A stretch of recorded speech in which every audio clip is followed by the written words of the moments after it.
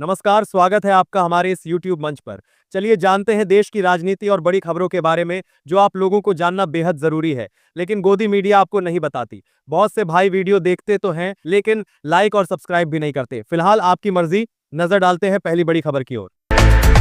संजय सिंह ने कल संसद में मोदी और उनकी भ्रष्ट सरकार की धज्जियां उड़ा दी। संजय सिंह ने कहा कि मोदी बोलता है पकौड़ा तल लो, पान की दुकान लगा लो। अगली योजना मोदी लाएगा कि 5 करोड़ बेरोजगारों को कटोरा बांट दिया जाएगा भीख मांग योजना के नाम पर।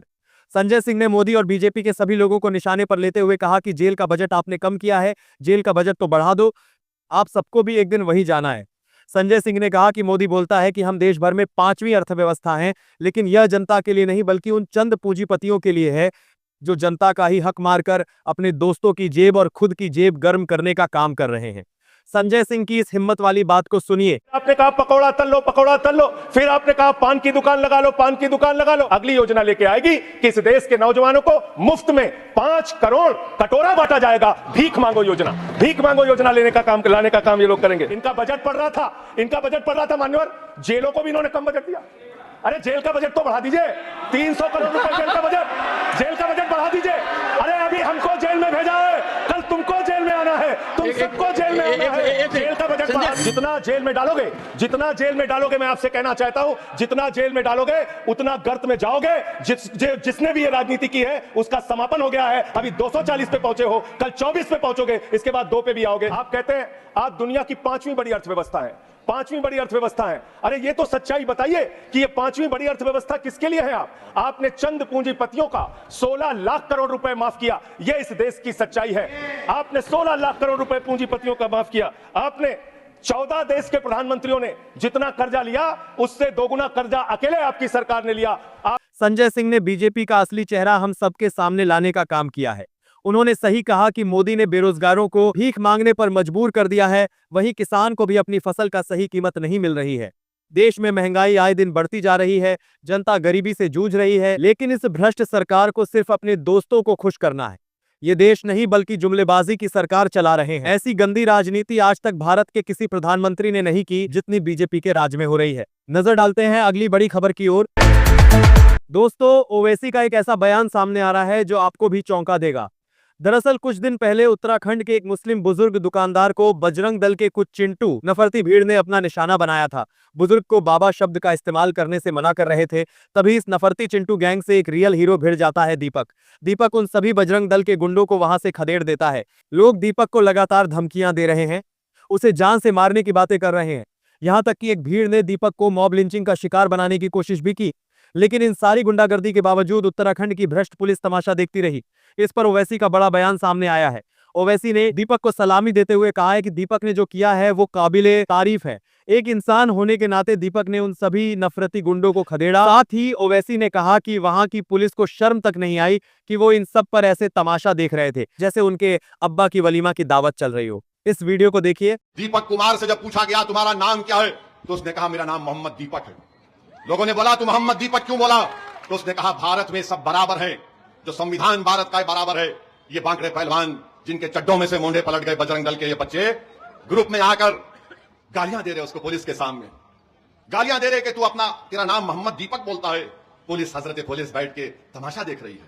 उत्तराखंड में बीजेपी की सरकार है और फिर वो लोग नेशनल हाईवे को रोक देते हैं घंटे के लिए। उत्तराखंड की पुलिस उनको ऐसा देख रही है कि जैसा उनके दीवान खाने में बैठकर करी पफ खा रहे हैं।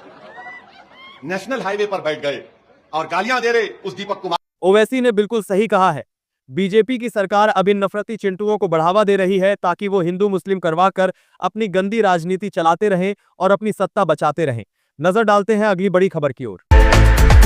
दोस्तों, इस पत्रकार की हिम्मत को सलाम।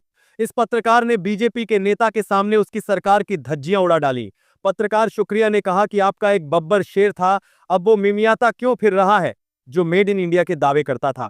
पत्रकार ने छात्रों के सामने कहा कि आज से 11 साल पहले एजुकेशन का बजट 4.5% था, लेकिन इन लोगों ने उसे भी घटाकर 2.5% कर दिया है। एजुकेशन पर लगातार टैक्स बढ़ाया जा रहा है। छात्रों से कहा गया कि आप सभी की पढ़ाई का खर्च आपके पेरेंट्स को नहीं बल्कि इस देश की सरकार को उठाना चाहिए। यहां तक कि 90,000 स्कूलों को बंद कर दिया गया है इस भ्रष्ट सरकार ने। पत्रकार ने सुधांशु त्रिवेदी की जिस तरह से धज्जियां उड़ाई हैं, एक बार देखिए। आपका एक बब्बर शेर था, मेक इन इंडिया। मिमिया क्यों रहा है? 12.8%। आप तो पढ़े लिखे बच्चे हैं, आप पढ़ने वाले लोग हैं, आपको बताया गया था कैसे आपके माँ बाप आपका खर्चा उठा रहे हैं, अच्छी बात बताई गई थी। माँ बाप को खर्चा नहीं उठाना चाहिए, शिक्षा का खर्चा सरकार को उठाना चाहिए। और यहाँ पर एक छोटी सी बात कहिए, अपनी बात खत्म करती हूँ। एजुकेशन का बजट आज से 11 साल पहले 4.7% ऑफ द टोटल बजट था, वो गिरकर 2.5% हो गया है। 90,000 सरकारी स्कूल बंद हुए हैं और असलियत यह है कि हायर एजुकेशन का बजट जो आप लोग पढ़ रहे हैं वो 2.5% ऑफ बजट होता था, अब वो 0.9% है। तो एजुकेशन पर प्रहार आप करें, डिफेंस 17% होता था, उसको गिराकर 13% पे प्रहार आप करें, और उसके बाद यहाँ पर मुशायरा मत पढ़िए सुधांशु जी, बात करिए। देखिए बाकी लोग जो चेहरा देखते रह जाएंगे। वैसे सास बहू के सीरियल की बात करते हैं, सास बहू की लड़ाई तो इनके पहले परिवार में हुई थी, देवरानी जेठानी की भी नहीं क्या हुई थी, और सास बहू सोरे सोरे मिमिक्री तो करके दिखा दिया। मैं बता रहा हूं। इस पत्रकारिता के बाद बीजेपी में सन्नाटा छाया हुआ है, उनकी जुबान से एक भी लफ्ज बाहर नहीं निकल रहा। देश की ऐसी हालत कर दी है इन लोगों ने कि युवा जब अपनी शिक्षा, रोजगार, स्वाध्याय जैसी चीजों पर मांग करे तो उन्हें जेल में डाल दिया जाता है, उन पर लाठियां बरसाई जाती हैं। नजर डालते हैं अगली बड़ी खबर की ओर। राहुल गांधी ने हेमंत विश्व शर्मा को ऐसी सबक सिखाने का दावा किया है जो आज तक नहीं हुआ। राहुल गांधी ने एक मंच पर दावा किया है कि असम में चुनाव के बाद हेमंत विश्व शर्मा जेल की सलाखों के पीछे नजर आएंगे और उन्हें कोई बचा नहीं पाएगा, न ही मोदी और न ही अमित शाह।